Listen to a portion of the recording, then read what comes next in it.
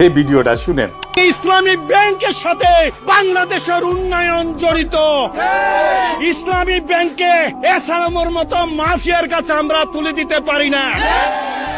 এই ইসলামী ব্যাংক দক্ষিণ এশিয়ার অন্যতম একটা শ্রেষ্ঠ ব্যাংক ছিল। 17 সাল থেকে লুটপাট করে জাল জালিয়াতির মাধ্যমে এই ব্যাংকে আজকে দেউলের পর্যায়ে নিয়ে গেছে। এখানে সরকারের একটি অংশ যারা এনডিএর সাথে আতাত করে, আওয়ামী লীগের সাথে আতাত করে এসালামকে আবার ব্যাংক বুঝিয়ে দেওয়ার জন্য দায়িত্ব নিয়েছেন।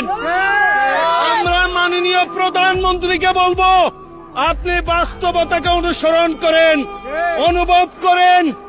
এই ইসলামী ব্যাংক শুধু এই দেশে অর্থনীতিতে অবদান রাখে নাই, এই দেশের স্বাস্থ্য খাতে ইসলামী ব্যাংকের অনন্য অবদান আছে। এই দেশের দারিদ্র বিমোচনের জন্য ইসলামী ব্যাংকের অবদান আছে। সুতরাং ইসলামী ব্যাংকের সাথে বাংলাদেশের উন্নয়ন জড়িত। সুতরাং কোন অবস্থাতেই ইসলামী ব্যাংকে এসালামের মতো মাফিয়ার কাছে আমরা তুলে দিতে পারি না। আজকে জাল জালিয়াতির মাধ্যমে মাফিয়া এসালামের কাছে যে তুলে দেওয়া হয়েছে ব্যাংক, সেটার জন্য যারা দায়ী, এই খুরশেদ আলম সাহেব বাংলাদেশ ব্যাংকে থাকা অবস্থায় বাংলাদেশ ব্যাংকে লুটপাট হয়েছে, তিনি এসালামের সহযোগিতারা। সুতরাং এসালামের কোন সহযোগীকে এই ইসলামী ব্যাংকে আমরা মেনে নিতে পারি না।